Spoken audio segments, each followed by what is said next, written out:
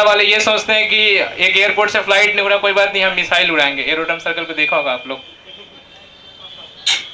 मेरे पास एक बच्चा आया, 5-6 साल का था, और फिर मुझे वो बोलता है कि भैया मुझे बहुत सारी प्रॉब्लम है। मैंने पूछा कौन सी? तो बोलता है सबसे मेजर प्रॉब्लम तो मुझे नाइटफॉल की है।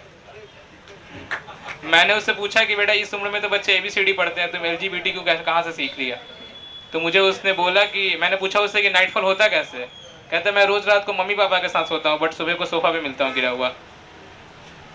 मुझे समझ में नहीं आया। फिर उसने बोला कि जिस दिन सोफा पे सोता हूँ उस दिन बेड पे मिलता हूँ।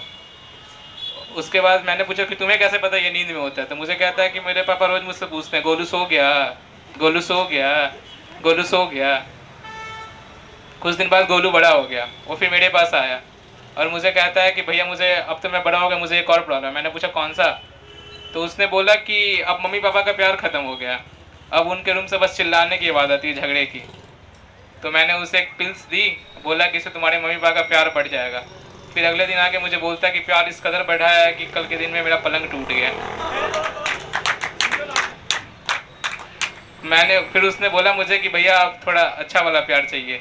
मैंने पिल्स के डोज बढ़ाए, अगले दिन आके बोलता भैया डाइनिंग टेबल था वो भी चला गया।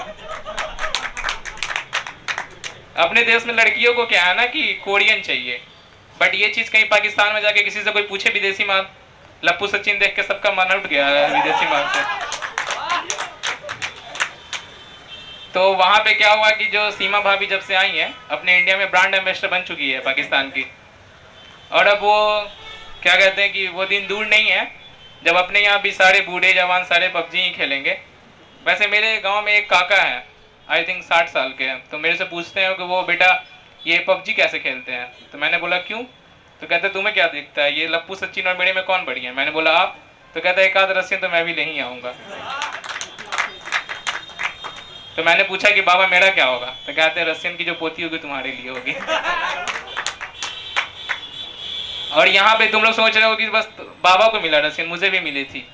लप्पू सचिन आज पबजी से खेल के लाया, मैं उस टाइम पे सब्बे सर्फ से लेके आया था। अब तुम सब कितने जो सोच रहे होंगे कि मैंने तो पूरी जिंदगी सब्बे सर्फ ही खेली, मुझे तो एक भी ना मिली। एक्चुअली बात यह है कि तुम लोग ट्रेन के ऊपर दौड़ रहे थे, रसियन ट्रेन के अंदर मेरे साथ बैठी हुई थी। और यहाँ पे जो फेयर लवली के एड्स आते हैं वो लड़कियों के लिए आते हैं। सोचो कहीं फेयर लवली कहीं लड़कों के लिए बनने लगे। फेयर लवली लड़कियों के लिए आते हैं, कहीं फेयर लवली लड़कों के लिए बनने लगे तो लड़कों का दिक्कत यही कि वो फेस पे ना लगाएंगे, कहा कि लड़के तो सारे शहजादे होते हैं। नहीं, बट प्रॉब्लम है ना, अभी लड़के लगाएंगे ऊपर नहीं नीचे, कहा कि सबको चाहिए सुंदर सुडौल फेयर लवली वैसी, फेयर लवली जैसी लिंग।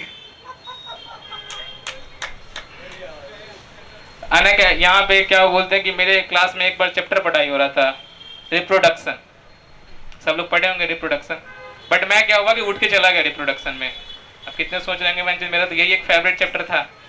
तो दिक्कत ये था कि उसमें लिखा था sexual reproduction in flowering plants, मतलब पेड़ पौधों में सेक्स की बात। तो मैंने सोचा कि जिस देश में नीम और पीपल के जैसे पेड़ पौधों को पूजा जाता है, उस देश में ही अपने बच्चों को 10th में पढ़ाई जा रही है कि पेड़ पौधों में सेक्स कैसे करते हैं। मेरे से इतना ऑफेंड देखा नहीं गया। और जिस फूल को हम लोग भगवान पे चढ़ाते हैं उस फूल को ये लोग सेक्स की बातें कर रहे हैं, मेरे से ये सब नहीं देखा गया। उसके बाद फिर मैं चला गया और मेरा दोस्त एक बार अपनी बंदी के साथ गया था रसमलाई खाने कैफे में। तो मैंने भी यही, रसमलाई खाने के बाद कोई क्या ही पूछेगा कि रसमलाई कितना बड़ा था, तो मैंने भी यही पूछा कि दोनों कितने बड़े थे। अब वो साला ऑफेंड हो गया, मैं उससे पूछ रहा रसमलाई दबा कर खाए कि नहीं, साला वो इसमें भी ऑफेंड हो गया। मैंने नेक्स्ट सवाल बिना उससे गुस्सा हुए पहले ही पूछ दिया कि चूसे कि नहीं, अब वो साला अभी तक ऑफेंड है। दैट्स माय टाइम ब्रो, आप लोग भी जाकर रसमलाई खाइए। Thank you.